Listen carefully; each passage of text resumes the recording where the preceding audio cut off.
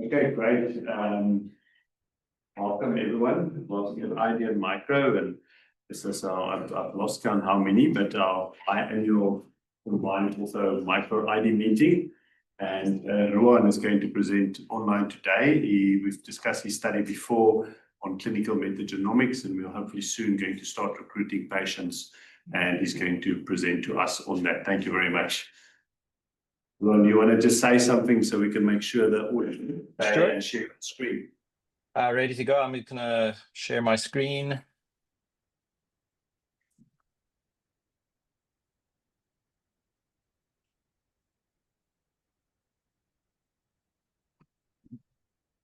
Okay, I hope everyone can see.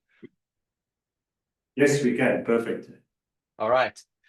So I'm going to kick off. So I'm Ruan, or Gert, officially, I guess. And over the last year, just over a year, I have been doing a fellowship at the Crick Institute in London, between here and UCT, looking at developing tools for clinical metagenomics in South Africa. So my focus in the last year has been developing the tools that we will hopefully be able to evaluate in studies that we have planned. So I previously trained at Groote Schuur in medical microbiology and medical virology. So I'm sure I have seen everyone on ward rounds and phoned out my fair share of blood cultures and other results. So I'm going to kick right off with the question of, is it time for us to replace or at least significantly supplement phenotypic microbiology? Now, the first two slides, I think, if for those at my first talk last year on this, might recognize them, and hopefully the remainder of the presentation will give you a little bit more insight into why I think that it is becoming possible. So really, the current problem with culture-based diagnostics, at least in terms of musculoskeletal infections, is one of the problems is time. I mean, we have to wait really long, potentially, to say something hasn't grown. For fungal growth here, I mean, 3 weeks before we can really say, and then can we really say? And our favorite, mixed growth. How can we improve that? How can we reduce the time to results? How can we provide better results? Because it's important. So there has been certainly a trend towards using molecular tools in microbiology for orthopedic infections. So, for example, things like the BioFire joint infection panel, which does seem to perform quite well, with at least with a positive percent agreement of 71% for fresh specimens, which is reasonable, and quite a high negative percent agreement. So basically specificity of 95%. And you can see that the panels included are quite extensive. So you can imagine that this would cover a large portion of the organisms that we might see. But there are certainly problems using a multiplex PCR. So, for example, while the panel is quite broad for the BioFire panel, I mean, these are some of the organisms that aren't included. Staph epidermidis, I mean, we know how frequently we see that, and it is not necessarily always skin flora. So it's comprehensive, but not comprehensive enough that it could necessarily function as a standalone test.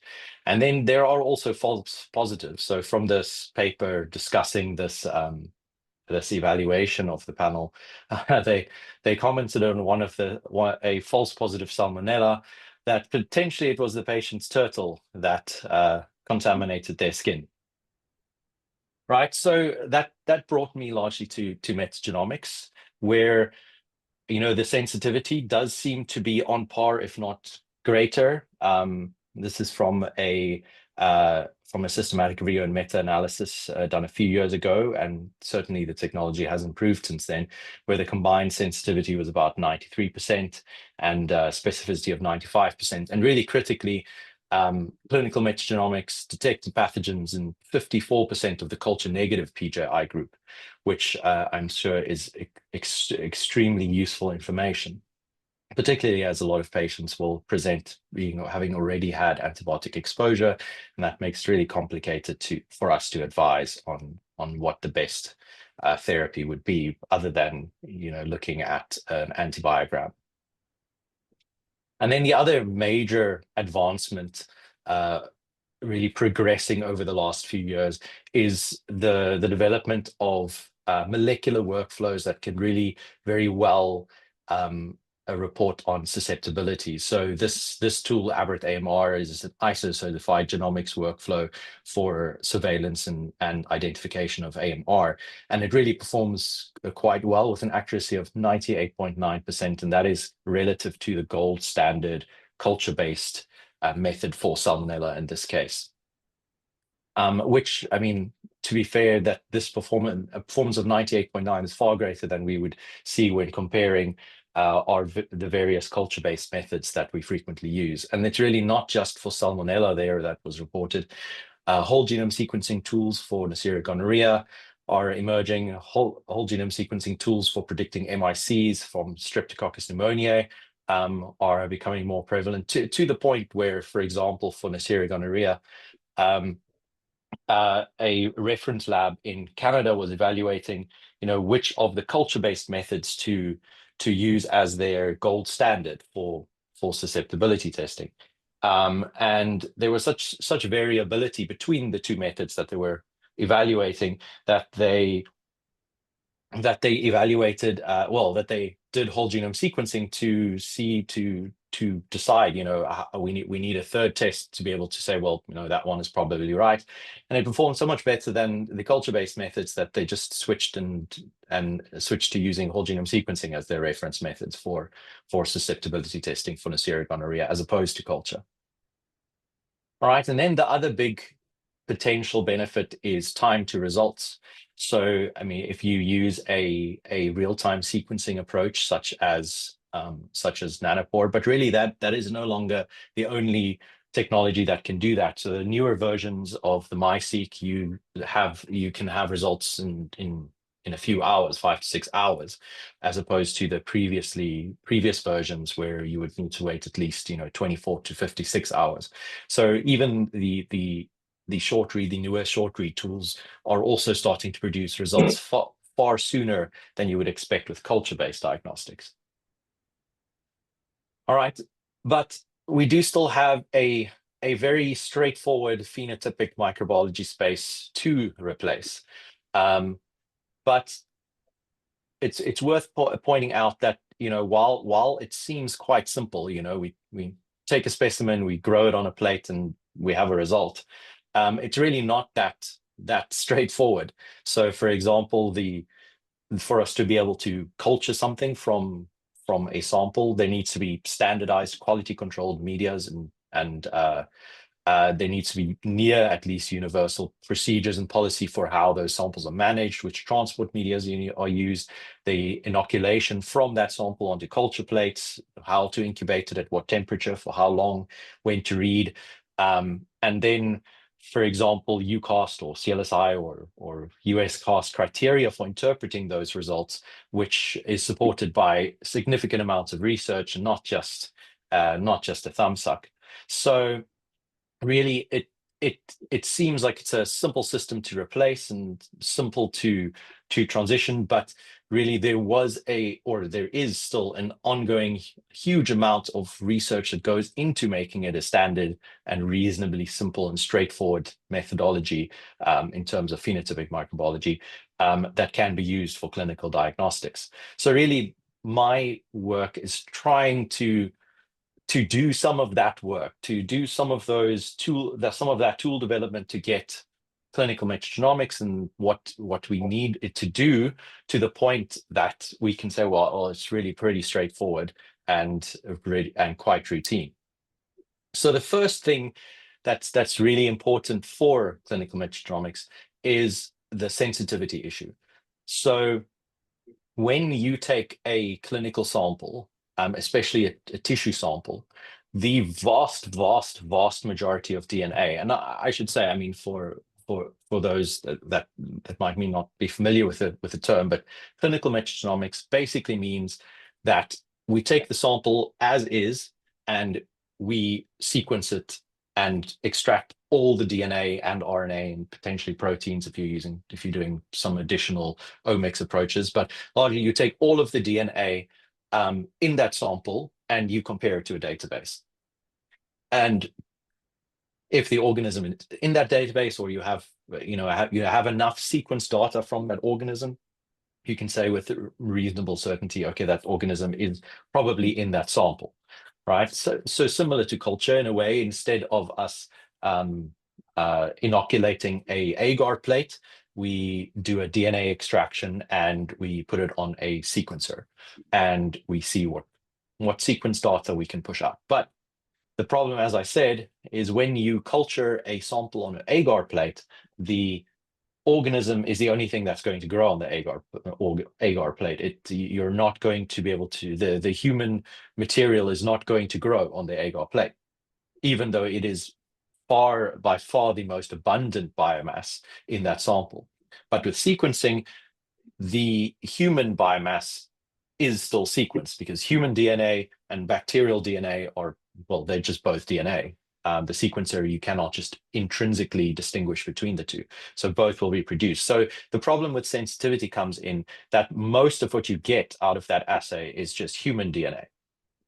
So you need to clearly do something to either get rid of that human DNA, or you need to increase the bacterial DNA, of which the AMR genes are just a fraction of that total. So really focusing on them is quite important as well. Right? Or obviously you need to do some combination of both so that you can hopefully extract sufficient data to make a clinical or at least research inference. So the first part of this project has involved looking at how we can deplete human DNA and how we can enrich bacterial targets, so that when we do our sequencing, we get good sensitivity and specificity. So the first technique we've developed, this is in collaboration with Philippe Selhorst at the Institute of Tropical Medicine in Antwerp, is to develop a protocol based on a previously published work previously published protocol called DASH, where essentially what we do is, when we prepare our sequencing library, so convert all our DNA into something that we can put on the sequencing device, the final step before we put that material on the sequencing device is we run a CRISPR panel, right? And that CRISPR panel basically is designed so that it will remove human DNA specifically, rather than bacterial DNA. And if you can see the workflow here, for example, we needed to develop a tool or a software tool that allows us to build that CRISPR panel that we can use in our research. So essentially what needs to be done is you sequence your base sample that you're going to be looking at. You establish what DNA is present in it, right? You select your suitable guides. You exclude everything that you don't want to sequence, and then you rank those guides and develop a panel. And what you get at the end is basically a set of sequences that you need to order to generate that panel, which we can then use to remove as much human DNA as possible. And we'll also tell you if there's any off-site depletion that might occur, but we're not terribly concerned about Deshoué lake algae virus or California sea lion astrovirus. So we're okay with there being a little bit of depletion of that. The ecovirus one we might drop. And you can see then you can basically estimate how much of the human background gets removed in terms of, so this panel, for example, with around about 200 guides, we manage to with about 400 guides, we managed to get around about 60% depletion of the host human background, which is a start to try and get the sensitivity up. And that, I promise, that section is the most technical section, but I needed to give some background on why we do things we do the way we do them, right? And you can also, for example, with the software that we created, have a plot of which areas we are depleting. So this panel was, for example, a panel that we designed for a rodent testing panel, right? So the second technique that you can use to get as much bacteria or viruses out of your sample is a probe capture technique. So this is enrichment. So while the CRISPR-based approach we use to deplete as much of the host human background as we can, the probe enrichment technique is what we use to increase the detection of the bacterial and associated AMR genes as much as possible. And this is a collaboration between Columbia University's Global Alliance for Preventing Pandemics to access their BACCAP-seq and VERCAP-seq panels. Right, so then we get to our first testing that we did in collaboration with Columbia University, where some samples that through a collaboration with Lancet Laboratories, we evaluated orthopedic specimens relative to the culture results that we obtained. So for example, here from this specimen, 90% of the reads that we detected here in the first panel was from Acinetobacter baumannii, which was the pathogen that was in that specimen. And you can see even with all of the depletion and the enrichment techniques, still around about half of the DNA you get out is human. But it's much better than unenriched, undepleted, where you would about 99.9% of your DNA is human. And Acinetobacter baumannii was the most common pathogen with the most reads, with some background, but not really above a level that we would call significant. So, and that was a specimen with a single organism that we managed to pull out. Then, to show that we can detect multiple polymicrobial infections, here, for example, is a specimen that had multiple organisms. So it had an E. coli, it had a Proteus, a Morganella, and the result was reported as E. coli, Proteus mirabilis, Morganella, and anaerobes. But here we can get the resolution of the E. coli, which was the most common organism in that sample. Klebsiella is at very low abundance, and that's most likely represents just common reads between E. coli and would not be at a sufficiently high threshold to be considered a real hit, right? And then your Proteus mirabilis and your Morganella also popped up, and we could say that the anaerobe that was most dominant in that anaerobes comment was Bacteroides fragilis. So you get really good resolution in terms of polymicrobial infections, what the relative abundance is, and you don't just, for example, if you were to run a 16S PCR, all it would say is that 16S PCR is positive, but because there's multiple organisms, we won't be able to resolve which one is which. And a culture result potentially would have just been reported as a mixed growth, at least from the GSH lab.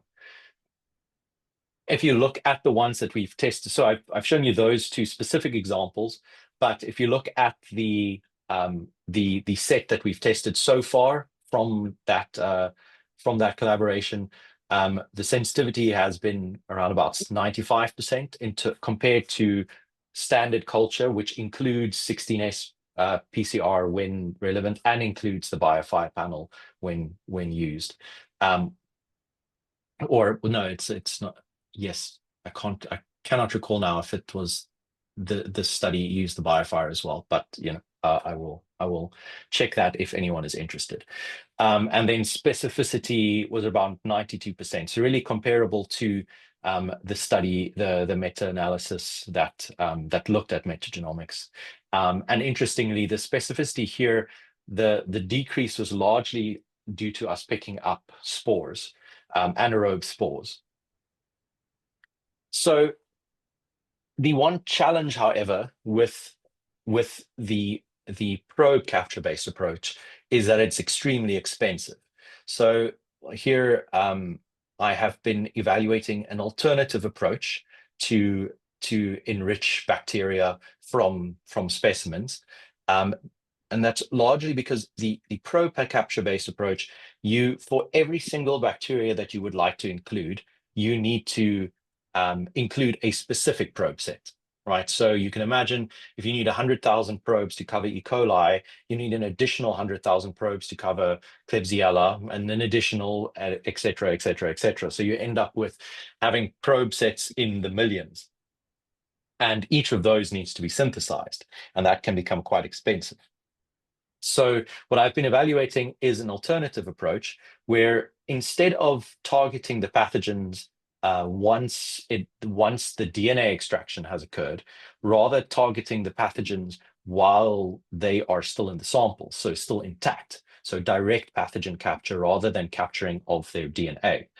Because there you can then still maintain the whole genome, but you can target regions, for example, that are conserved between them, like, for example, LPS. And this degrees of this approach has been showed by other groups, such as Kim et al., where they developed a rapid bacterial culture approach, where they used a ApoH-based magnetic nanoparticles to capture bacteria to enhance how quickly culture results are produced. But it comes down to this principle where bacteria have plenty of structures, and viruses to a degree as well, which can be bound by molecules, by other entities like viruses, antibodies, aptamers. So you can design a panel to try and pull bacteria and viruses out of a sample before you need to do the extraction. And you can do this in a way that is largely generalized for many pathogens. And the goal from our side is to increase that panel over time in the similar way to the probe capture panel to cover as broad a set as possible. So that has been my approach, where we are designing peptides and antibodies to be used upstream of culture or sequencing. So that's the important thing. You can use it upstream of culture as well. To develop and from that we're developing an expandable pool that uses a common downstream capture pathway so that we can expand it as needed to capture bacteria. And the first results from that, you can see we tested it using escape pathogens, escape pathogens and a few others. But here, for example, each of these bars, or each of these groups of bars, represents an organism, with the top bar being the control if there was no capture, right? So you can see without capture, Bacillus subtilis was not detected, Staph aureus was not detected, Acinetobacter baumannii was not detected. You did detect Pseudomonas, E. cloacae, Klebsiella, and E. coli, but largely the capture resulted in enrichment hundreds of folds in some cases, in terms of how much you recover from those specimens, which is going to be essential if you want to make this technique cost effective, because the peptide-based approach and antibody-based approach, or combination of the two, is far cheaper than the probes, because you can target, as I said, common structures. And you essentially just need to expand it every time there is a specific group or specific organism that just does not have that common structure. But I mean, all Enterobacterales you can largely capture by targeting LPS. Right, and you can see the two of the molecules that we used, that the enrichment fold is up to about more than 200 times what you would expect from reactions without the capture panel. Right, so that's largely the wet lab component of it, and you can see that we're coalescing on a technique with which to use so that we can get adequate sensitivity out of our specimens. But the other major challenge is what to do with the vast amounts of data, right? So, for example, here is that Acinetobacter that I showed you in the on the previous slide. So we detected Acinetobacter, but these are all of the AMR genes that we pulled out, and they were significant. And you can pretty much see at a glance that this is likely a crab because of the OXA23, but that might not be terribly clear and might take a lot of interpretation and a lot of time for the lab to be able to interpret and produce results. So you can also see that from that meta-analysis results that I showed previously, that the number of organisms identified by metagenomics generally is far greater than what you would expect with culture, with basically far more pathogens being identified. Right. So I think that figure is just incorrectly labeled. That should say culture. I didn't pick that up. Right. So the question there is, can we use AI tools? That seems to be the most common approach these days. If something is complicated, is can we use AI to do it? But I think it would be worth pointing out that AI is not an all-encompassing. Well, AI is not a single entity. I mean, when we say AI, we're thinking largely about ChatGPT these days, but really that is a component of deep learning, which is encompassed by machine learning, which is encompassed by AI in general, which is really any technique that allows a computer system to mimic any aspect of human intelligence and behavior. And we already use a lot of AI in medical microbiology. So if we use, for example, a MALDI-TOF, that is a spectra that is interpreted based on a machine learning algorithm. That is not the pathologists or laboratory staff that physically interpret the spectra and say, well, that peak, I've seen that peak before. I think this is an E. coli. That is a algorithm that has been trained on previous isolates to be able to call something with a certain level of accuracy that this is that pathogen or not. So we already use machine learning, or which is a component of AI in medical microbiology. And then there are things like the total lab automation, like the Keystra, which uses computer vision, also a component of AI, to interpret what is on the plates. So these are tools that we already use, right? So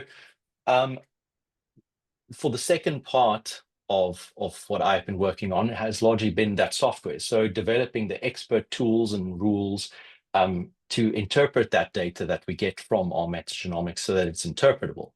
And what I've been working on and developing is a easily deployable system, which would largely be any lab that can download it and deploy it with a single click, and it generates it automatically builds a laboratory information system, which has industry standard use of memory safe languages,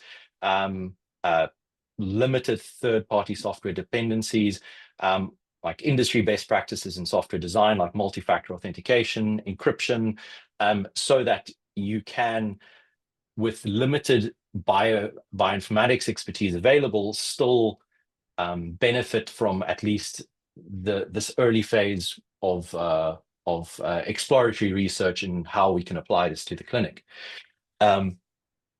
without necessarily needing a large bioinformatics unit which specializes in this to be able to analyze your data.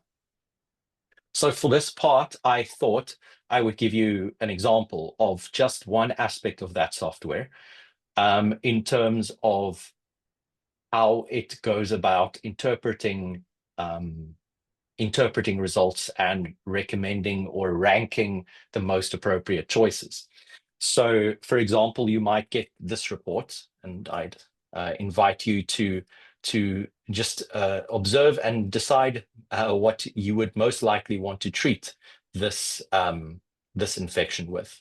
I'll give you a minute or so, and if anyone wants to warrant a guess or be put on the spot, you're welcome. Otherwise, after a few seconds or so, I will just show you what I am intending to show you. Scott or Ramon would like to answer.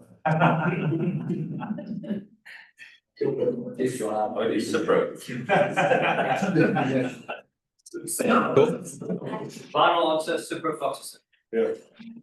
All right. So, okay. So we'll take note of that. Your answer was Cipro. Now, the case starts to get a little bit more complicated, right?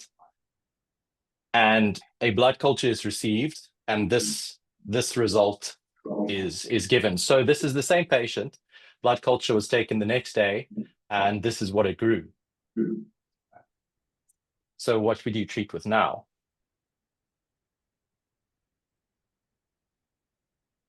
Cipro for the and such in the cloxazole. Not like the same Bactrim. All right. So our answer is Cipro plus Bactrim. Yes. Okay. All right. All right. And then last, we'll make things very complicated. I don't know what happened to this patient, but now the patient, the following day, well, 2 days later, when the repeat blood culture for a Staph aureus is taken, or 3 days rather, this blood culture shows this, and for some reason a CSF comes back with a Pseudomonas. So what are we going to treat with then?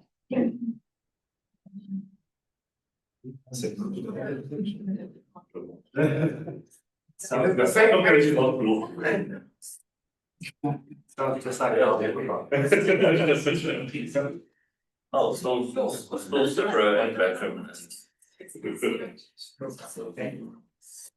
Cipro plus Bactrim plus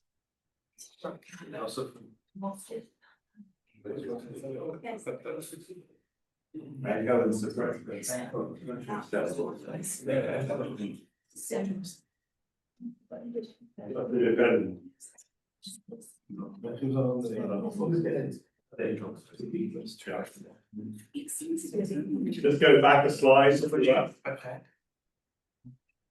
We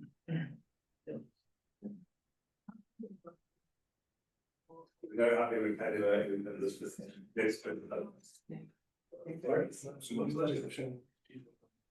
an emerald. Was Cipro in for the staff Okay. for the MRSA? Cipro for the MRSA. not reported. And you report. But so I'm going to give you one more second, and then I'm just gonna show you the tool.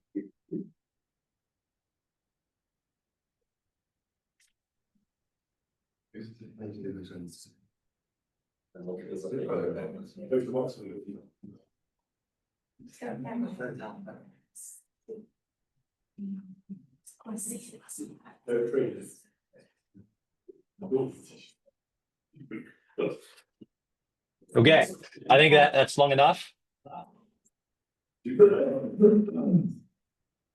All right, so this is just the expert system rule organism susceptibility interpreter software.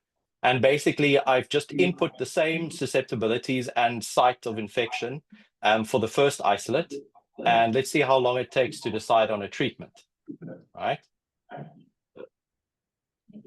Okay, it recommends Cipro. All right, can you see? No. Yeah. Okay. So it recommends Cipro. So let's say, all right, okay, now we add the first isolate and the second and the third isolate. Let's see what it says then and how long it takes. Back. Okay, it says Cipro and Vanco, right, as the most optimal treatment. All right.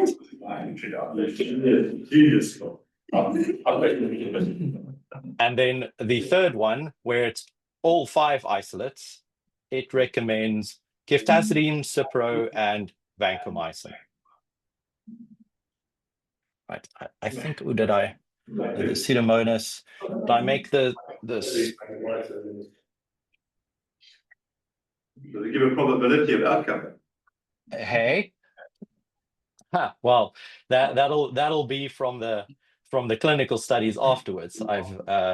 It's still in the, I mean, testing phase, I guess. But as you can see, it basically uses a rules-based system, taking into consideration the well, let's go through what it said. So it said Cipro for this, which I agree with.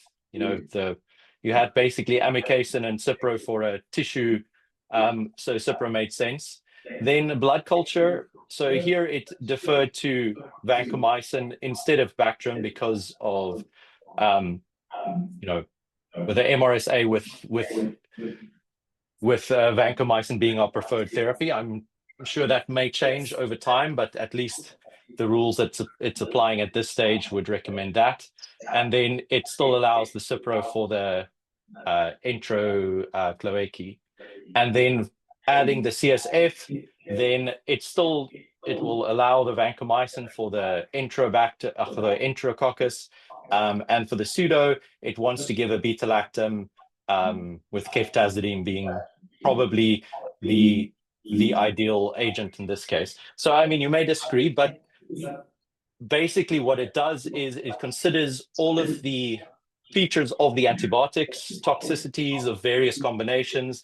It considers the aware classification of the drug in terms of applying AMS rules to the combinations. It considers the site of infection and essentially decides on what would be the most optimal combination of agents, at least based on those rules. And the reason that that's necessary to do that is because when you start to use metagenomics approaches, you will end up having far too many organisms and far too many susceptibility or AMR determinants to, within a reasonable time frame, try and decide what is the most optimal therapy. And that's the reason that I developed it. Sorry, can we possibly put the microphone off that side? Because the feedback this side is a bit... 100%, yeah, I'll put it off. Cool. All right. So just to give you a little bit of insight into the back end of how also that those evaluations and assessments are made, there's various parameters that you can set when you, for example, are deciding, okay, I want to evaluate the entire EPR of this patient with all the metagenomics results, with all of the culture results, and with all of the previous results that they had, both you know, in the previous period. It allows you to set whether you want to include or exclude unavailable drugs. So let's say, you know, there isn't a suitable option, but now we want to include things that aren't available at the hospital. You can ask it to apply empiric settings. So, you know, if there isn't susceptibility data yet, especially if you're sequencing now, and it's only just started and you have enough data to say what the organism is, but you don't really have enough data yet to say what the susceptibility is, you can ask it to apply empiric settings, which would be a set that you set in your program. You know, this is the hospital's empiric settings for gram negatives or what have you.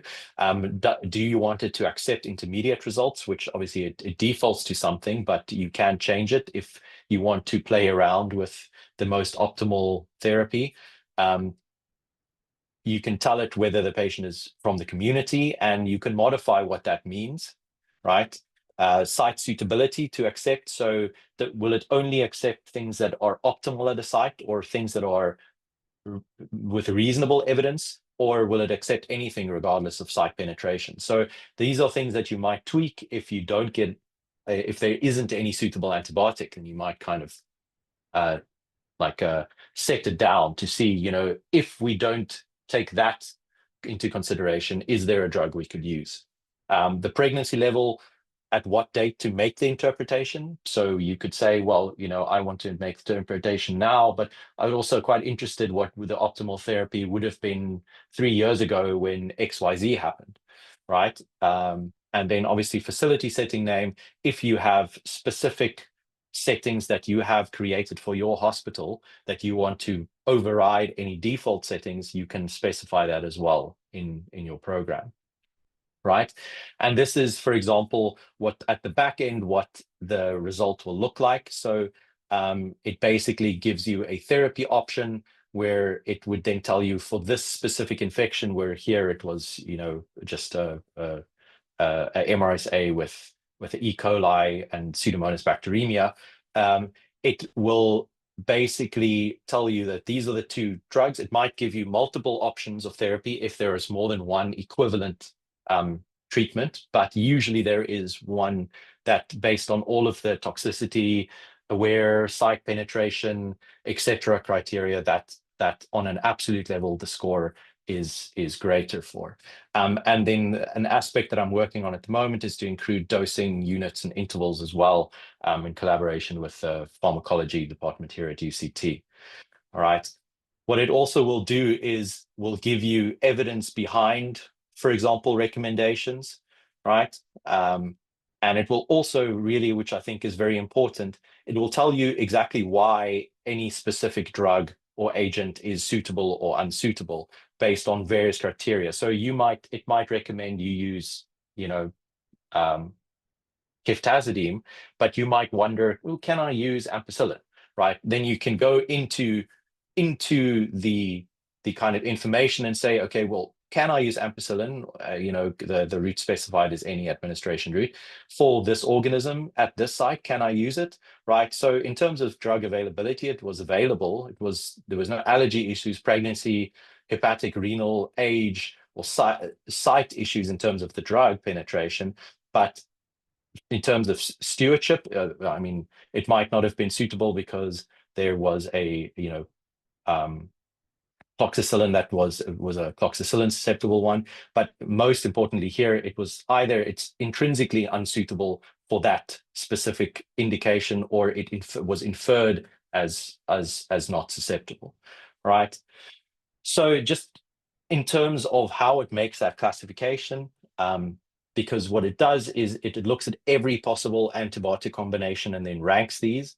And you can see that that is somewhat of a very difficult problem. It's in computer science, it's referred to as a traveling salesman problem, where it's essentially a very computationally heavy calculation, which has a computational complexity of n factorial, which is massive. Right.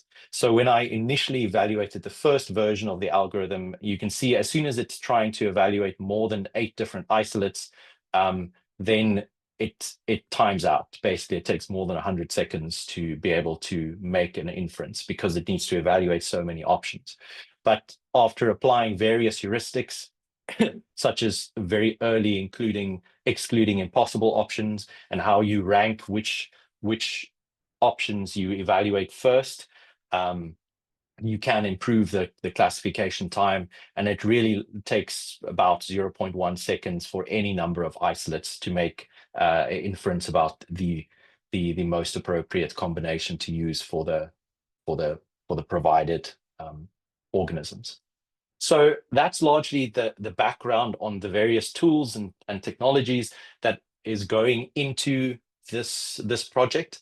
But obviously we need to evaluate them. So the prior projects that we've done in metagenomics have largely been residual sample projects or retrospective samples that we had with susceptibility data. But we are planning now to do 2 projects, one looking at musculoskeletal and CNS samples, largely because the types of specimen are similar, so largely both being tissue, and well, largely having similar epidemiology, because the CNS samples we're trying to focus on, it would be neurosurgical. So the technology is similar, and then the other sample type we're looking at is blood for neutropenic fever, to evaluate some of these tools. Right, and at least for the CNS and musculoskeletal project, where we would enroll basically as soon as an infection is suspected or confirmed, but requires sampling. So that was when we try to identify enrollment, right? And then the first sterile sampling procedure, in addition, if sufficient material is available for routine testing, we would take an aliquot or a section for metagenomics. And at Red Cross, at least, because there are biorepositories that are already collecting residual samples with the same essential inclusion criteria in terms of that the residual sample and biorepository enrollment is happening at that same point. There also would be some samples in this group that we would be taking from there. And in terms of the sample that we would take, it would be either a tissue sample, which is put into saline or stabilization media, depending on the specific situation, or a fluid such as synovial fluid that is either put in an additive-free or a stabilization media container, depending on the specific situation, with those samples then transported to the lab.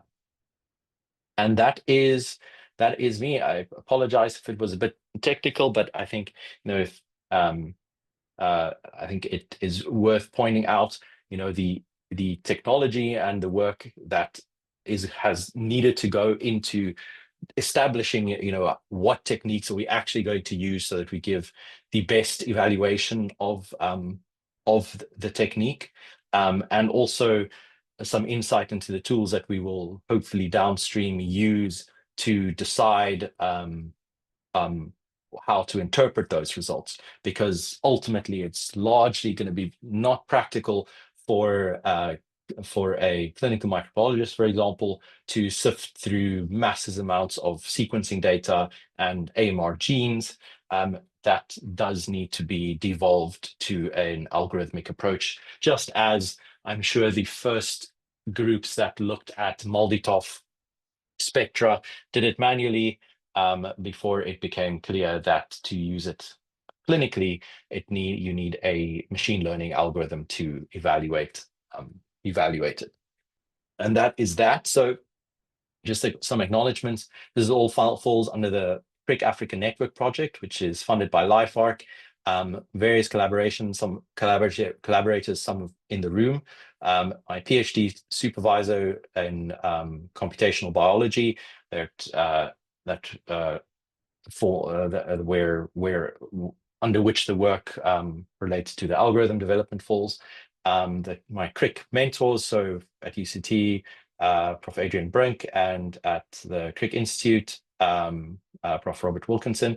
The various CRIC STPs that have facilitated the sequencing, as well as the peptide design and development.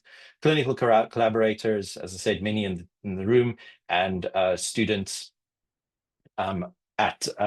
in medical virology as well as medical microbiology. Thank you. Happy to take questions.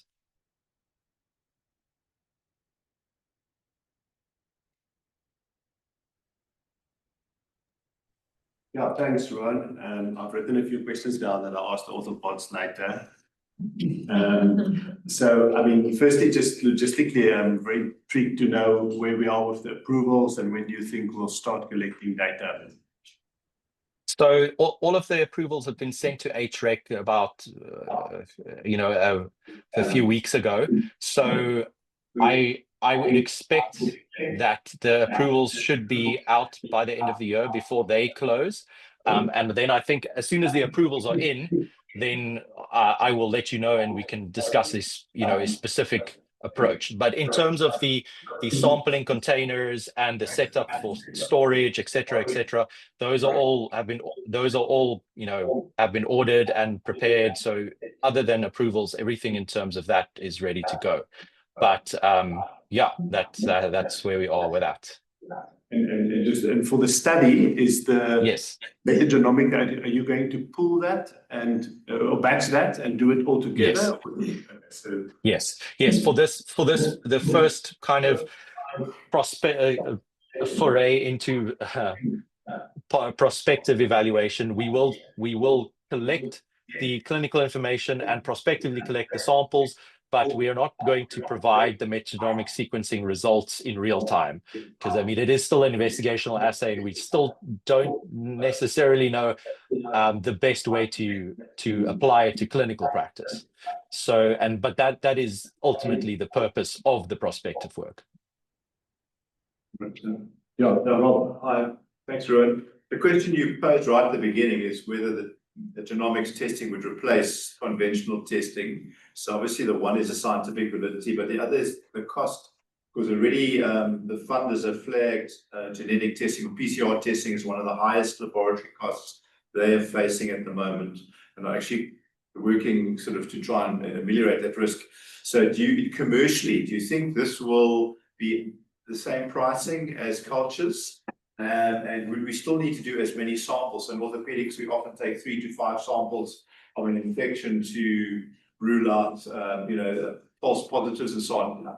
How do you see costs, and how many samples would we need? So, in terms of cost, currently it is quite expensive, but I mean, it is a research investigational assay, and significant amounts of the work I'm doing, like the peptides, the capture pool versus the probe pool, is specifically to reduce costs so that we can do less sequencing but get similar results out. Practically, I would say at this stage, it would be feasible to get it to the level of a PCR cost. I think that is feasible, because with the enrichment techniques, you can get very far with not very much sequencing. So in terms of from the other aspect though is, it's going to be more expensive than culture at this stage, but you have to put that in the context of, how valuable is culture when you are expecting it to be negative because the patient has had extended antibiotics or is currently on antibiotics, or the initial sampling is already culture negative, right? So you kind of have to take that into account. Also considering the time to results, what is the cost of keeping a patient on meropenem and vancomycin for an extended period of time, because we just don't have good results to be able to de-escalate to. So I mean, from a kind of a system approach, there are reasons that it potentially might be a cost-effective thing to do, but all of that is things that needs to be evaluated now that I believe that the assay and the technical aspect of it are at a point that it can now be evaluated and is at a cost point that is reasonable. Then in terms of, should you take the same number of specimens or will you need to? Well, I mean, that is a question that would need to be answered in, at least that would be something that we would want to look at now with these prospective samples, because the benefit here is that fortunately you get more information out, right, from fewer specimens. So let's say you take 4 or 5 specimens for culture. If all of them grow a staph epidermidis, all you can really say is all of them grow staph epidermidis. But if you take 2 samples, and you do a molecular technique or metagenomics, and you can draw a phylogenetic tree and you can show that those 2 staph epidermidis are unrelated, well, that is additional information that you would not necessarily have had from the culture. But I mean, those are questions that need to be answered. I can't really say at this stage how many or whether those rules are still going to apply.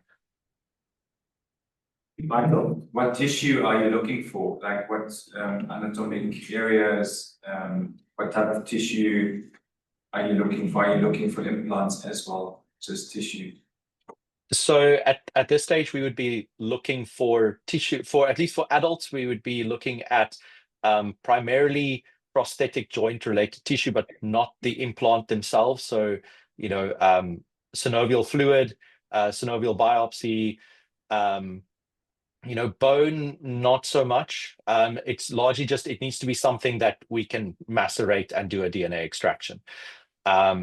Largely we've kept it relatively broad in terms of the inclusions to allow for pediatrics, because obviously there's not really that much prosthetic joint infections in pediatrics. So there, I think the largest benefit would be for the chronic osteomyelitis, where you have polymicrobial infections. Especially, I mean, cases that would be interesting would be ones where you have not in a primary sampling somewhere else, or a previous sampling, it was either culture negative or a polymicrobial infection. I mean, those would be the really interesting ones to kind of tease out where exactly the assay would be useful. But yeah, anything that can be macerated, just not bone, or prosthetic joint infections. I mean, prostheses. Well, thanks, Ruan. Just going back to this sort of, I guess, antimicrobial stewardship module, the inputs that are being given to decide which antibiotic or antibiotics will be used. Is that something, I mean, which criteria and which guidelines, which evidence is it using? Is it an American-based evidence, which may differ quite markedly from what we would do, or I mean, how do you build it? So it ranks basically based on site appropriateness, on aware classification of the antibiotics in use, obviously based on susceptibility, on penetration, and then on toxicity. So this is an entirely developed by me. It is not using any specific existing guideline, and essentially now what I want to do is evaluate it. I mean, I needed to see all the antibiograms together, but it looked as if there was a possibility of using 2 different class antibiotics versus 3 that your system came up with. And so there are a number of subtleties around stewardship about the potential for driving resistance in different groups, and what that might mean. So that's why I was sort of asking. Yeah. I understand, because I mean, I understand why you've taken those criteria and they're as good as the next. But there are subtleties within stewardship that.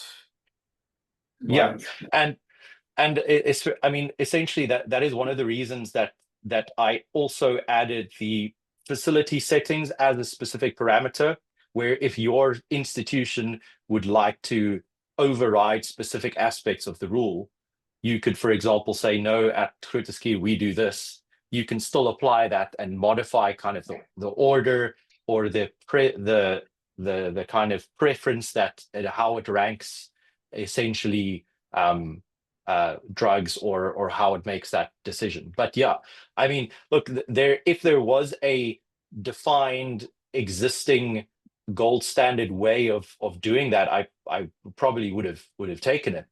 But I mean, there isn't really a gold standard algorithm, at least as far as I'm aware, that you can just essentially say, this antibiotic is, just in all cases better than that one. So largely what my goal is to obviously openly publish, well, this is the order of preference, and these are the criteria it bases it on. And you as a specific facility or a clinician have the option to modify that if you don't agree with it. But essentially the goal is just to manage a way to actually use the assay that is going to be pushing out 20 different organisms, and at various abundances, and you can't, it needs to make a call somehow that we can evaluate, essentially. And this is the best way that I could think of doing that. Thank you. Rob, Roger's got a hand up. Rob.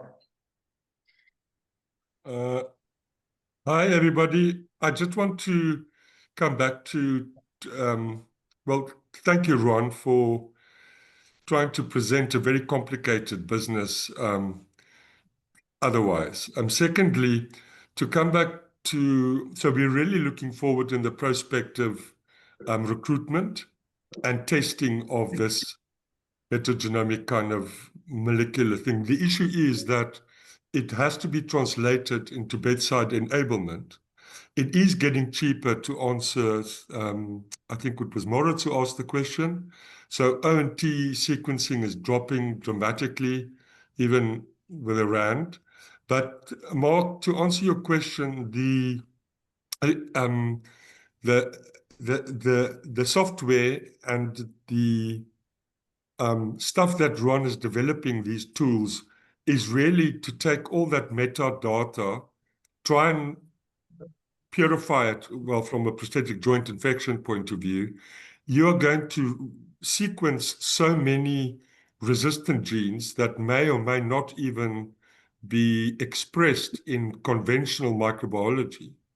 We know, for example, from the Marino trial that if they did sequencing, it would explain why piptaz failed versus meropenem, because there were lots of other beta-lactamases. So to answer your question, I think that once the team at Groote Schuur of orthopedics have sorted out the logistics, and we have from our side to receive those specimens, to store them, to supply you with the correct transport media and all the logistics that await. Once that has been done, one will have a look at what results were produced, and then how Ruan's software need to be adjusted with the help of the orthopedic colleagues, plus infectious diseases, plus whoever else. But it's a very good start to translate this massive meta data into quick enablement at bedside. How it's going to look like and what input will be provided into the orthopedic model or the prosthetic joint infection model, and how the end user, the surgeons, will experience it, will only know when this is provided real time in year 4. Which will Sorry, Adrian. Yeah, sorry, Adrian, and Ruan as well. And I may have misinterpreted it, but I think in one of your earlier slides, you were talking of Ruan, you were talking about how well the sequencing of antimicrobial resistance genes now correlates with phenotypic resistance in the lab. And I think you were saying over 98%. Yeah, So how, so I mean, I agree with you, Adrian, because I mean, the initial thing I was wondering is, look, you're going to sequence so many genes, and we don't know whether that's actually going to be important in the clinical scenario. But then you're saying that the sequencing and correlation data is very good now, so they don't seem to match up.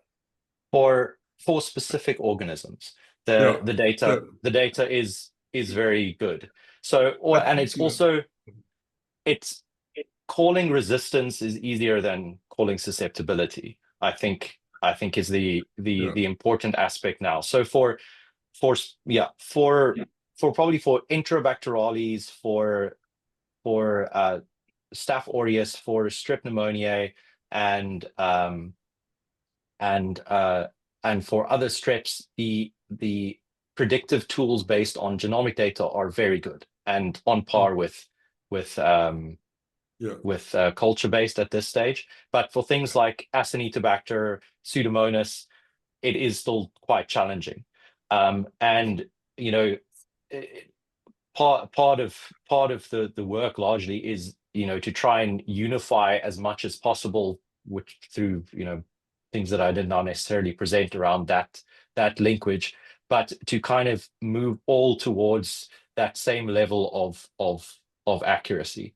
I think the initial slides, I meant that as wherever we are applying specific research towards developing a tool to make use of genomic instead of culture-based, it ultimately results in the genomic-based method performing as good as or better. But that has not been broadly applied in all cases for all organisms. And I think with metagenomics, that becomes more possible because now you are in each sample sequencing anything that is there, as opposed to just having we cultured a salmonella and we've done susceptibilities. Let's also sequence it and compare as part of this study. So this kind of allows us to generate that extra data continuously that over time then can build towards, a universal approach, rather than having to manually do a study for every single organism to build a single tool to predict that specific organism. But based on the organisms that they have done it for, I'm pretty certain that that can be done for every organism, even though it is not yet available for everything. Yeah, Mark, so I'm not worried about that much about the prosthetic joint infections from that point of view. It's when you're going to pick up, unless you pick up other species which we're not picking up currently at the GSA lab for these prosthetic joint infections. You might pick up more species, but I don't expect them to be to the extent of the gram-negative spectrum or other pathogens we're going to see in the CSF. My worry regarding this is going to be in hem-oncology patients with bacteremia, and where we know the gram-negatives dominate. So Ruan's data is certainly solid, as he said, for gram-positives, but we'll have to see. And Enterobacterales, but for non-fermenters, there's just not as much, and because their resistance mechanisms are more complex in terms of gene repetitions and chromosomal mutations, in addition to mobile genetic elements like across the genome, it is more complicated, but anyway, I think certainly doable. But the clinical symptoms and signs in the CRFs, which was submitted to HREC, are very, very important, Mark, because down the line, the metagenomics need to be incorporated with that data and outcome and so on, because in the end, you hope to feed an AI model for orthopedic joint infections. Anyway, thank you. Ruan, just another sort of slightly different thing I was wondering about is the human genetic material of any benefit information. I mean, is there any useful data, not a prosthetic joint infection, but let's say in spinal infection, sometimes other non-infective conditions are part of the differential, like malignancies. So is there any useful information that can be derived from the human genetic material, or not really? So, I mean, I would say that it certainly is possible that it is, but I'm just really not an expert in that. I mean, at least in terms of previous work, for example, there was a group a few years ago that looked at BAL specimens, bronchoalveolar lavage specimens, for respiratory infections in ICU. And they developed a model that looked at, the RNA, the transcriptome, to classify the immune response of those patients, in addition to obviously looking for organisms. And that seemed to have some benefit in terms of cases where you were uncertain because of, low abundance of an organism and so on, in terms of helping you decide, is this likely infectious etiology or not? So we'd be obviously open to anyone that would like to specifically collaborate in that space on the samples that we collect. In terms of HREC, our application is for a multi-omics approach, not just metagenomics. So that with that thought in mind, that yes, these other analyses would potentially be valuable, but our informed consent form includes that we would like to do that research and store the samples for that research. But at least in the work that I personally am going to be doing is focused on the microbiology of the samples. Awesome, thank you. Any other questions? Great, thank you very much. That was very interesting. Some a bit over our heads, but that's certainly very good to hear about background. Looking forward to the project starting hopefully early next year. Thanks, Ruan. Yes, thank you. Thanks.